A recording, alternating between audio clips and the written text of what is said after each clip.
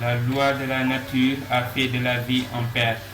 Tout ce qui existe a un contraire, comme le bien face au mal, l'eau et le bas, la vie et la mort, on pourrait en dire autant, la liste est longue. Comme il en existe aussi des pays développés et des pays sous-développés. Sous-développés ou même refusant de se développer. En tout cas, c'est une question qui a l'air d'avoir une réponse affirmative. Il suffit de venir au Sénégal pour constater qu'il y a réellement des pays qui refusent de se développer. Il n'y a pas encore une décennie que la population descendit dans les rues de la capitale pour sauvegarder leur constitution, réclamer la démocratie, dire non à l'aristocratie et parfois même dire non à la paternisation de l'État.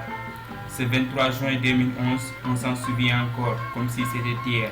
Le combat, la détermination du peuple sénégalais avait réussi de triompher. Ce jour-là, on espérait être guéri de 58 ans d'échecs étatiques.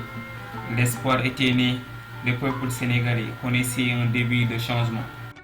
Mais aujourd'hui, en regardant bien les choses, on se pose la question, qu'est-ce qui est arrivé à notre pays, le Sénégal? Sommes-nous allés de l'avant, en arrière, à gauche ou à droite, en haut ou en bas? En tout cas, on a bougé. Dans quel sens? Je l'ignore.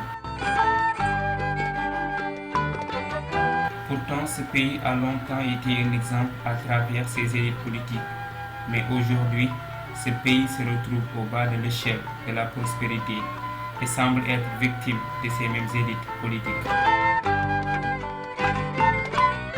Des scandales, on en a connu tout au long de l'histoire, mais aujourd'hui, c'est devenu une mode de détourner, de voler ou de s'accaparer des deniers publics. Disons-le, sous le régime du président Macky Sall, beaucoup de scandales sont restés impunis, s'il y en a vraiment.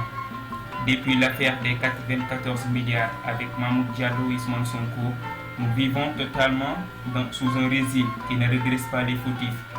Il ne s'agit pas d'accuser qui que ce soit dans ces affaires, mais quand même, la gestion sobre et vertueuse tant prônée par son Excellence Macky Sall doit faire ses preuves en ces périodes où l'on soupçonne des gens de s'enrichir sous le dos des Sénégalais.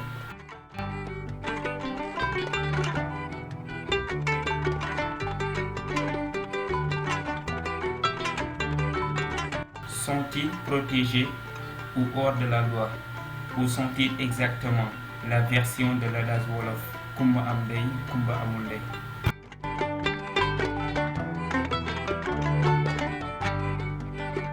Nous envions beaucoup les pays développés comme si c'était un miracle s'ils sont arrivés jusque-là. Kigali, Lagos, Johannesburg sont aujourd'hui des fiertés pour le continent africain.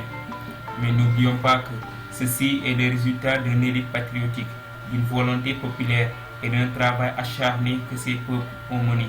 Pendant ce temps, le Sénégal s'est transformé en un pays de libertinage. Plus aucune autorité ne pèse sur la population, une justice instrumentalisée et dirigée vers des citoyens ciblés. Quand on me dit que de la cocaïne a été volée au port autonome de Dakar après saisie, je me pose la question à savoir, sommes-nous en rêve ou en réalité? Notre pays a besoin de médecins. Même si le mal est profond, nous osons espérer que demain, avec cette nouvelle génération, des choses vont changer.